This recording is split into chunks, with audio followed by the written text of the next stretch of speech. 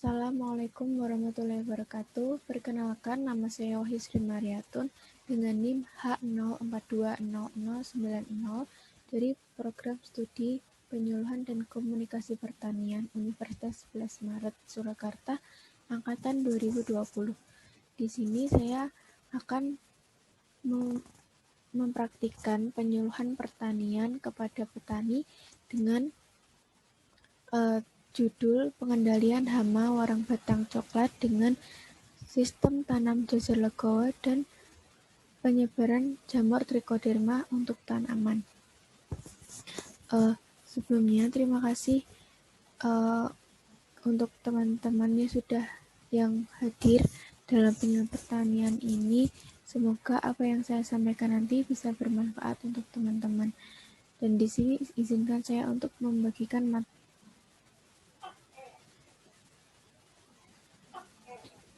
Di sini saya akan menjelaskan apa itu warang batang coklat atau ya dengan nama Latin Nila parvata lugensta. Nah, warang batang coklat ini merupakan hama yang sering meresahkan petani karena warang ini membuat tanaman itu jadi kering dan menguning, lebih cepat kering dan menguning. Karena apa? Warang batang coklat ini biasanya akan menyerap nutrisi yang ada pada batang-batang tanaman, sehingga hasil-hasil fotosintesis, hasil penyerapan unsur hara akan diambil oleh warang ini, maka tanaman akan lebih cepat menguning dan kering. Nah, sedemikian dengan hal itu, berdasarkan hasil penelitian, bisa dilakukan dengan adanya sistem tanam jajar legowo.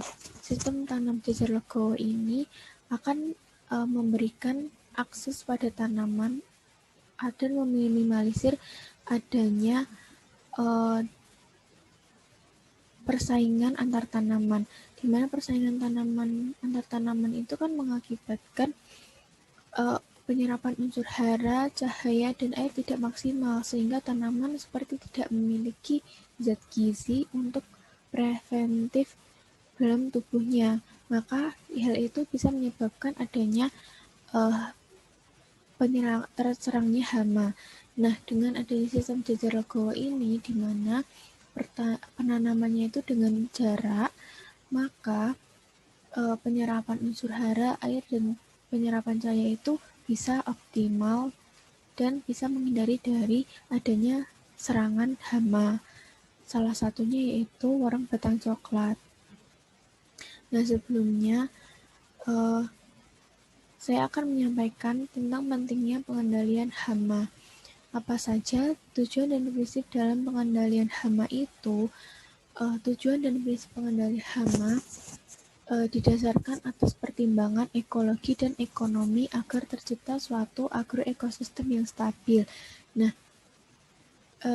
dewasa ini pemerintah dan kalangan masyarakat itu gencar sekali untuk menggerakkan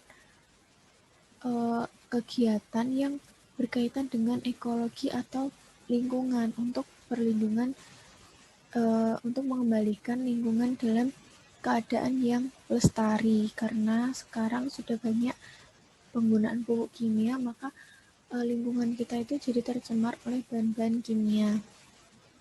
Dan dengan adanya pengendalian hama yang terpadu dengan bahan alami akan menghemat biaya, sehingga akan menghemat secara ekonomi. Nah, pertimbangan ekologi sendiri adalah selisih antara musuh alami dan organisme pengganggu tumbuhan yang ada pada ekosistem tertentu.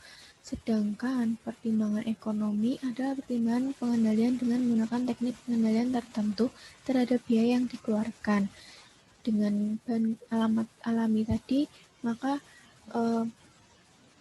uang yang dikeluarkan, biaya yang dikeluarkan itu lebih sedikit daripada dengan yang dengan pupuk instan atau pupuk kimia.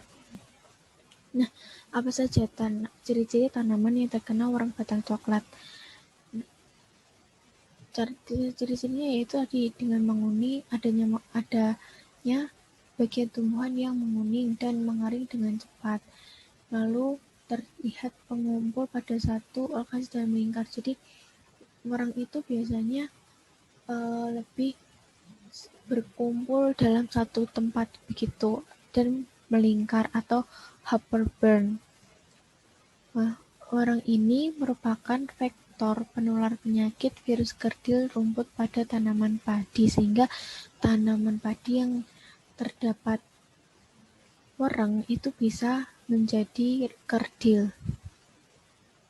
Nah, berdasarkan hasil penelitian oleh Khairani tahun 2017 untuk mengamati evolusi adaptasi virulensi BBC ke arah yang lebih ganas, disarankan untuk menghindari penanaman varietas tahan secara monokultur dan terus-menerus dan menanam varietas yang mengandung gen mayor dan minor atau QTL agar terjadi tekanan seleksi yang lebih rendah terhadap BBC lapangan.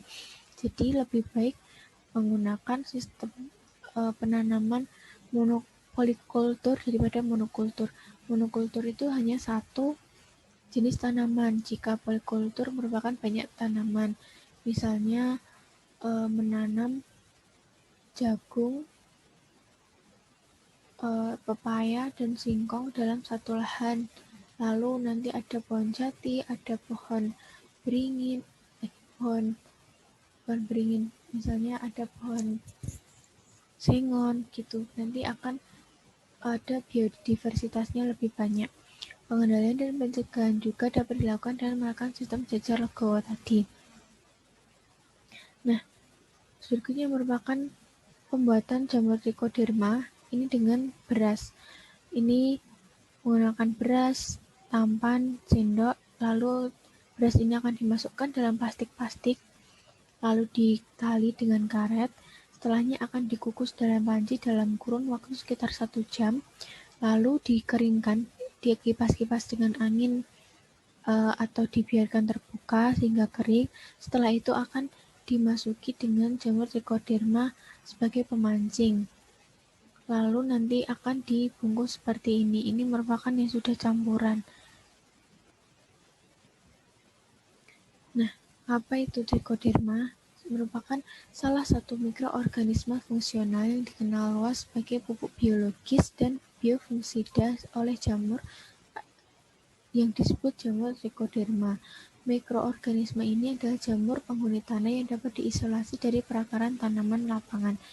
Trichoderma sebagai organisme pengurai dapat pula sebagai agen hayati dan simulator pertumbuhan tanaman. Penggunaan pupuk biologis dan agen hayati trichoderma sangat efektif mencegah penyakit busuk pada pangkal batang, busuk akar yang menyebabkan tanaman layu, dan penyakit jamur akar putih pada tanaman karet. Sekian penyuluhan yang dapat saya sampaikan. Semoga materi yang saya sampaikan ini bisa menambah wawasan kepada teman-teman dan bisa diterapkan di rumah. Wassalamualaikum warahmatullahi wabarakatuh.